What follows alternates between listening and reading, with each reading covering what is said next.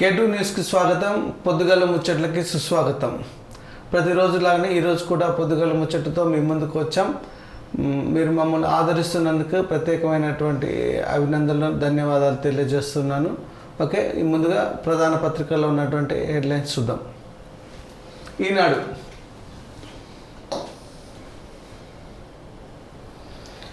పాలమూరు రంగారెడ్డికి 60% నిధులు. జాతీయ హోదా ఇవ్వాలని కోరిన ముఖ్యమంత్రి రేవంత్ రెడ్డి ప్రస్తుతం ఆ విధానం లేదన్న షెకావత్. కేంద్ర మంత్రులు అమిత్ షా, హర్దీప్ సింగ్లతోనూ సీఎం భేటీ. విభజన సమస్యలు, ఐపీఎస్ క్యాడర్ పెంపు, మెట్రో 2వ దశ తదితర అంశాలపై వినతులు. అమిత్ షాకు పుష్పగుచ్చం అందజేస్తున్న సీఎం రేవంత్ రెడ్డి. ప్రధాన వార్త, పాలమూరు రంగారెడ్డికి 60% నిధులు ఇస్తామనేసి వాళ్ళు చెప్పారు. అయితే సీఎం రేవంత్ రెడ్డి మాత్రం జాతీయ హోదా ఇవ్వాలని కోరినట్టుగా చూస్తున్నాం. అది కేవలం 60% నిధులైతే ఇస్తామని చెప్పినట్టుగా మనం ఒక ప్రధాన వార్తలో చూస్తూ ఉంటున్నాం. కాకపోతే ఇక్కడ ఇంకొక వార్త చూస్తాం. 29న ఎమ్మెల్సీ ఉప ఎన్నికలు. కడియం, కౌశిక్ రెడ్డిల రాజీనామాలతో ఖాళీ అయిన 2 స్థానాలు. తెలంగాణ శాసనమండలిలో 2 ఎమ్మెల్సీ స్థానాలకు ఈ నెల 29 ఉప ఎన్నికలు జరగనున్నాయి. ఎమ్మెల్యే కోటాలో ఎన్నికైన 2 ఎమ్మెల్సీలు రాజీనామా చేయడంతో ఏర్పడిన ఖాళీలకు ఎన్నికల షెడ్యూల్ను కేంద్ర ఎన్నికల కమిషన్ గురువారం విడుదల చేసింది. ఇటీవల ఎమ్మెల్యేలకు ఎన్నికైన కడియం శ్రీహరి, పాడి కౌశిక్ రెడ్డి తమ ఎమ్మెల్సీ పదవిలోకి రాజీనామా చేయడంతో ఈ ఖాళీలు ఏర్పడ్డాయి. ఈ స్థానాల పదవీ కాలం 2027 నవంబర్ 30 వరకు ఉంది. మిగిలిన పదవీ కాలానికి ఉప ఎన్నికలు నిర్వహించేందుకు కేంద్ర ఎన్నికల సంఘం షెడ్యూల్ విడుదల చేసింది. దీని ప్రకారం ఈ నెల 11న నోటిఫికేషన్ విడుదల చేస్తారు అంటూ పూర్తి వార్తను 3లో ప్రచురించడం జరిగింది. అయితే దీనికి సంబంధించి కాంగ్రెస్ బారాసాలకు చెరవ ఎమ్మెల్సీ. హస్తం పార్టీలో భారీగా ఆశావులు అంటూ వార్త పూర్తి కథనం 3లో ఉంది. 13 ప్రశ్నలను నిపుణుల కమిటీకి నివేదించాలి. వారి నిర్ణయానికి కట్టుబడి ఉండాలి. సివిల్ కానిస్టేబుల్ పోస్టుల నియామకంపై హైకోర్టు ఆదేశం.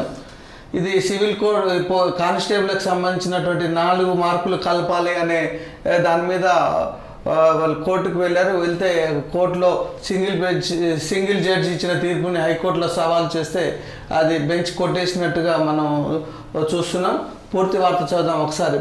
సివిల్ కానిస్టేబుల్ పోస్టులకు నిర్వహించిన రాత పరీక్షలో ప్రశ్నపత్రాల్లో తెలుగు తర్జమా లేని 4 ప్రశ్నలను తొలగించాలంటూ సింగిల్ జడ్జి ఇచ్చిన తీర్పును హైకోర్టు గురువారం సవరించింది. 4 ప్రశ్నలతో పాటు ఇతరత్ర సందేహాలు వ్యక్తం చేసిన మరో 9 ప్రశ్నలను నిపుణుల కమిటీకి నివేదించాలని పోలీసు నియామక మండలికి ఆదేశాలు జారీ చేసింది. ఉస్మానియా యూనివర్సిటీకి చెందిన ప్రొఫెసర్లతో నిపుణుల కమిటీని ఏర్పాటు చేయాలన్నది. బోర్డు ఏర్పాటు చేసిన కమిటీకి 13 ప్రశ్నలను పరిశీలించి నిర్ణయం వెలువరించాలని, ఈ ప్రక్రియను 4 వారాల్లో పూర్తి చేయాలని ఆదేశించింది. నిపుణుల కమిటీ నిర్ణయానికి పిటిషనర్లు పోలీసు నియామక మండలి కట్టుబడి ఉండాలని స్పష్టం చేసింది.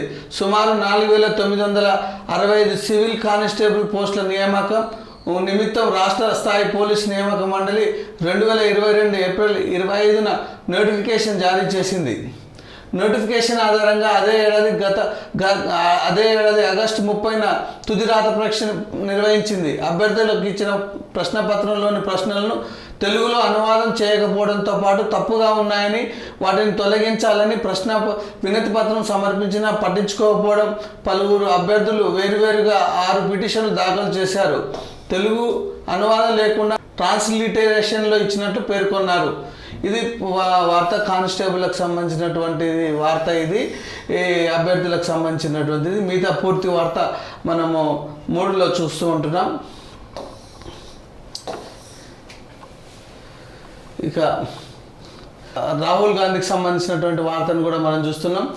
జోడో యాత్రకు సంబంధించి 66 రోజులు 6713 కిలోమీటర్లు 15 రాష్ట్రాల మీదుగా భారత్ జోడో న్యాయ యాత్ర ఈ నెల 14న ఇంఫాల్లో ప్రారంభించనున్న రాహుల్ గాంధీ కాంగ్రెస్ ముఖ్య నేతల సమావేశంలో యాత్రా మార్గం ఖరారు. సార్వత్రిక ఎన్నికల సన్నద్ధతలో భాగంగా కాంగ్రెస్ పార్టీ భారీ కార్యక్రమం ప్రకటించింది. పార్టీ అగ్రనేత రాహుల్ గాంధీ చేపట్టనున్న భారత్ జోడో న్యాయయాత్రకు రూట్ మ్యాప్ను ఖరారు చేసింది.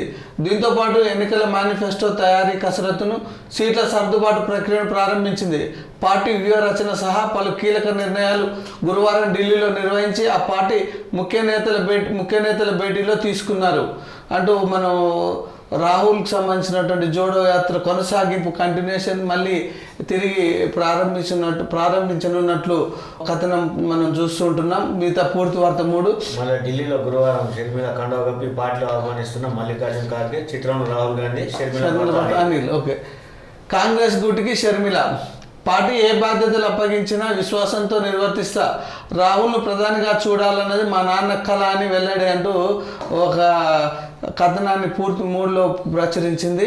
మరి చూద్దాం ఆంధ్రప్రదేశ్లో మరి ఏ విధంగా ముందుకు లాక్కొస్తారు. సీఎం కావాలని చెప్పేసి కళ అని చెప్పేసి వాళ్ళకి చెప్తుందా, లేకుంటే ఏ విధంగా? ఆ రోజు వాళ్ళ నాన్నగారు చనిపోయినప్పుడు అని శాపనార్థాలు పెట్టి సోనియాకి, రాహుల్ గాంధీకి అట్లానే ఆ రోజు ఇవాళ పార్టీ కండగా పోయేసరికి మా నాన్న కళ అని చెప్పేసి ఆ మాట అంటుంది. సరే చూద్దాం అది తర్వాత. ఓకే, పురపాలికల్లో అవిశ్వాసంలో జోరు. ఆర్మూరు చైర్పర్సన్పై నెగ్గిన అవిశ్వాసం. 8వ తేదీన నల్గొండలో ఓటింగ్. ఇకపోతే ఇంకొక వార్త మనం చూద్దాం. యథావిధిగా 15% నాన్ లోకల్ కోటా. 2024-25లో ఉన్నత విద్యలో అమలు. మే నెలలో ప్రవేశ పరీక్షలు నిర్వహించే అవకాశం. ఈ వారంలోనే తేదీల వెల్లడి అంటూ ఒక నాన్ లోకల్ కోటా కింద ఉన్నటువంటి వార్తను ప్రచురించడం జరిగింది. ఇది ఈనాడులోనూ మనం చూసినటువంటి వార్తలు. ఇకపోతే ఆంధ్రప్రభలో కనుక మనం చూస్తే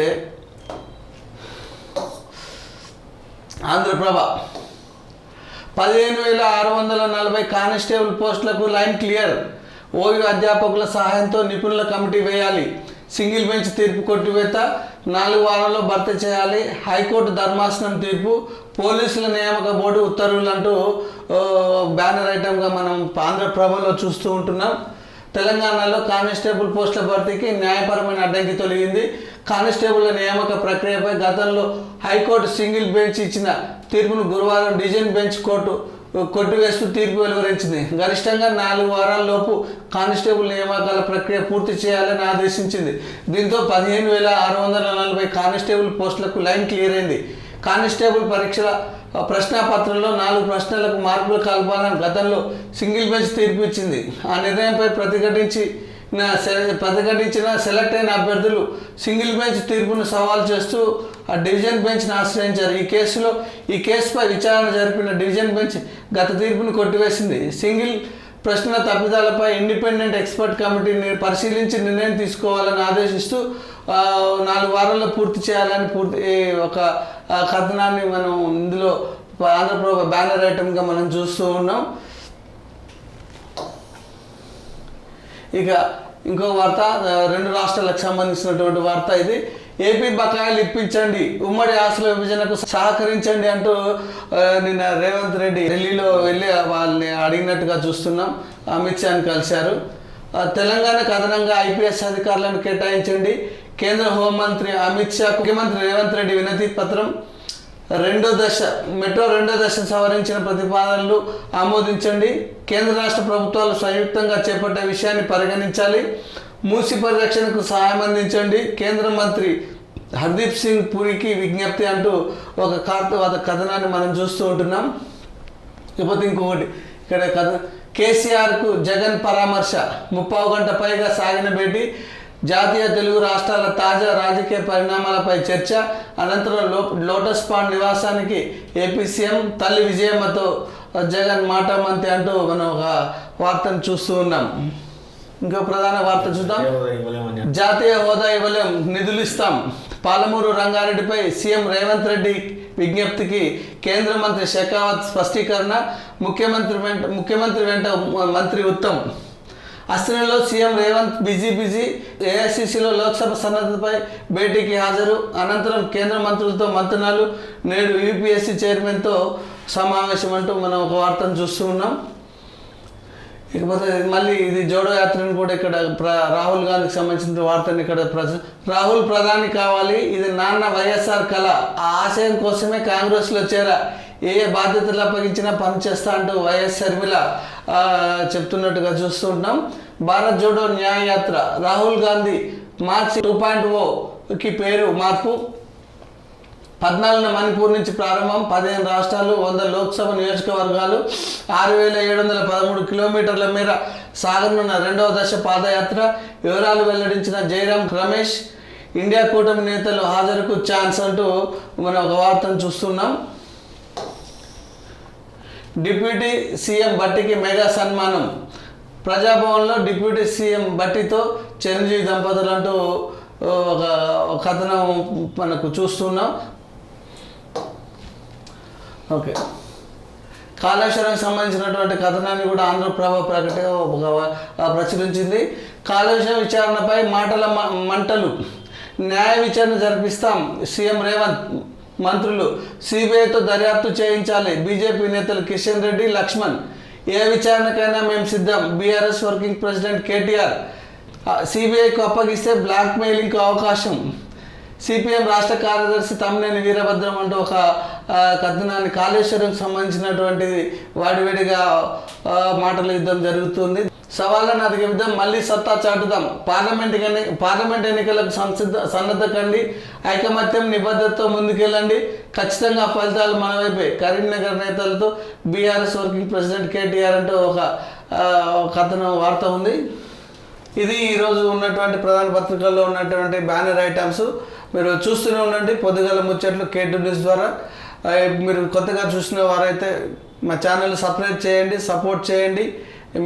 కొత్త కొత్త వార్తలతోటి, ఇన్వెస్టిగేషన్ వార్తలతో మేము ముందుకు తీసుకొచ్చే ప్రయత్నం చేస్తున్నాం. మా స్టేట్ కోఆర్డినేటర్ వీరబాబుతో మీ రాజ్ కుమార్.